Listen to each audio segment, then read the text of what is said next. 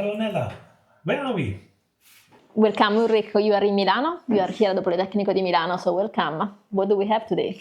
Right, in our detailing sessions we developed a punched window, different types of material in a ventilated facade cladding. And I need to get the structural designer's view on it, and if I missed something which I may need to change and adjust. Just as a general setting, this is the geometry. So we have the horizontal, vertical section, and we see there's a window, materials we see in a minute. We see some insulation, a cladding at the outside, and a solid wall. For me, the solid wall is just a solid wall of a window. So we don't know what material is, of course. I designed it here in brick, but it could be whatever. Okay, so if it is a brick solid wall, certainly we do need an header, so a beam, something that brings the load from the top and bring back to the two sides. So what that means is that here certainly we will need to have an element, which is a structural element, which brings loads on both sides. What this can be a concrete, reinforced concrete, small beams, that will do the job, but it can also be a steel beam, and that will be the job. Or sometimes, for instance, in North Europe, like England, you may have sometimes even wood elements that will allow, of course, so that will be the less. And then this brings down the forces here and then stays in here to somehow transport forces down to distribute, sides. Correct. So I only need it at the top, I don't need it at the side, I don't need it at the bottom. No. Okay. I have to take care when we talk about fixing later. Good, that helps. Then the different materials. This is an aluminium setting which I took from the catalog. So it's a typical aluminium openable window. The upper part, the lower part, the thermal break, which is in here. I do trust that that works as, say, a full system. I continue with the wood version, same setting. And then we continue with the plastic version, the PVC version, as a setting, and I found these parts in these details. Yeah, that's correct, because if this is something which is very light, like plastic setting, of course, what happens is that you have a window and you have some window, so you have auto plane loading, which means that this window will most likely be subject to some movements, so you don't need to to secure the element, and in particular you need to secure the bottom part with any channel. So this again can be an aluminum element or a steel element according to the fabricator. And the important is that this element is secured on both sides, so that basically that allow the bottom part to stay in place and resist properly to any autoplane behavior. Of course, similar the element which is the movable, so the movable part of your window will need to be also strong enough so that then when movement happens, so they go back in place. True, when I have too much wind from this side, this may open a bit and then starts leaking, which I don't want. So this needs to be, say, solid enough with some kind of inserted steel bars, for example, to be positioned. So, okay, this is fine. And then we go into tolerances. Tolerances. Out of the books, we take 1.5 centimeter in each direction. So we have the main drawn line where we believe the concrete or the bricks or whatever is going to be. And then we know it may be a side. We need to know because we need to make sure that the window fits in position.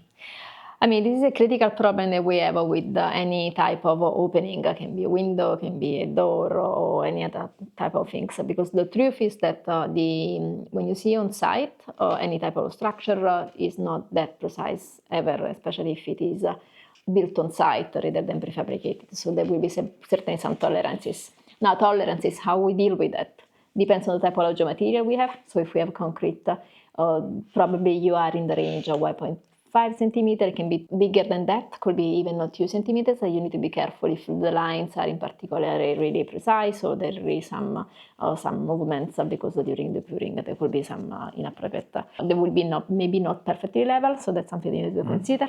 If it is still, most likely it will be more precise. But still is my thing. So I don't know. That doesn't. I will always. But regardless, I mean, most likely it will be better in that case. And of course, if instead we are talking about a retrofit, for instance, of an old wooden house, then in that case you need to consider that over time would definitely have plenty of movement and will be moved. So you may have a way bigger adjustment to be done. Okay. So let's say we're not on the wrong side right now. as we don't call this a retrofit, but Yeah. in steel, the numbers would be a lot less. In my facade environment, if you talk about aluminium, wood, or other materials, the 1.5 millimeter tolerances is something which we deal with, and that makes then the difference against the main structure. So if we stay in one material, more steel, this may be simpler. Okay, now fixing the window. Out of the box, I'm not taking any fixations at the bottom part, I'm only taking fixations at the side. And I drew this L-shape bracket. Okay, so it's interesting that you use the bracket and that you put the bracket on the outside of the element. So I can see that you have a bracket, also a corner, an angle, in reality, which is steel or aluminium. I would go for steel. Okay, so if this is steel bracket, then you will need to make sure that it's properly secured to the main primary structural member. It could be done through screws, most likely, because it's just a window that you're carrying out. Of course, you need to make sure not only that it's secured here, but it's also properly secured to an element of your openings. This is the aluminium frame, and there's a screw channel defined where we have a screw getting through here into this angle. Yeah, and by that it's hopefully fixed. Yeah, that's a good solution, because in this way you have this element, if it is aluminium and is small, and also can become quite stiff, especially if you get this screw through. And it's important just that it goes all the way through, and you don't have any possibility that it will slip over on the other side. Okay, this is a meter by meter window, 2 each side.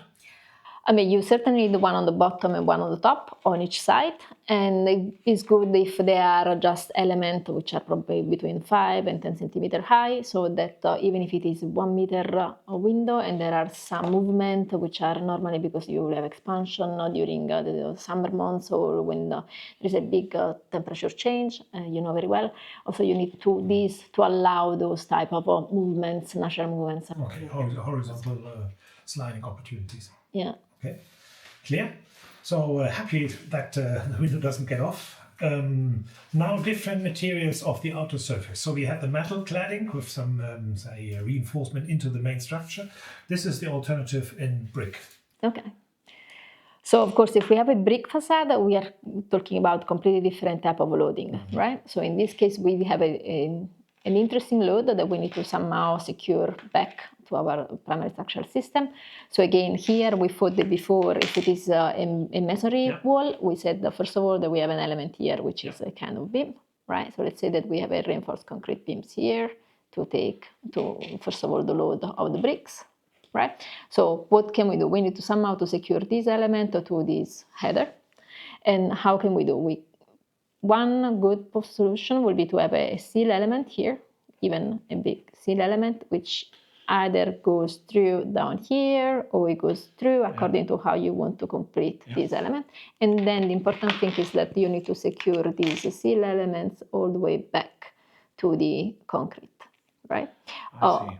So it's actually the same kind of L-shaped bracket, but much more important than before, no? Because then it's no longer the thin element we saw before, but this time we're talking about probably a hot rolled element which goes here properly all the way through the bottom, and maybe you change the way how you do the last element. So I need to somehow secure that the brick setting works with this bar, with this structure, to then take down the loads from here into the header, as you name it, and then it goes down through the system. That would be probably the easiest thing to do.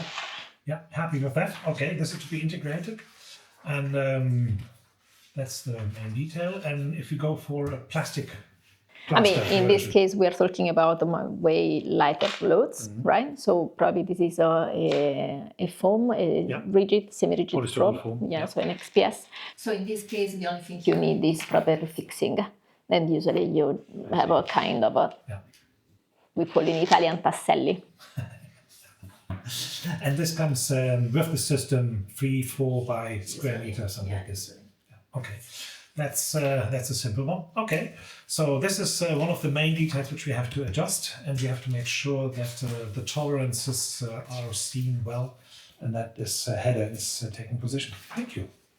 Good. I'm happy that you like it and that it works. Excellent. Thank you. Thank you. That's it.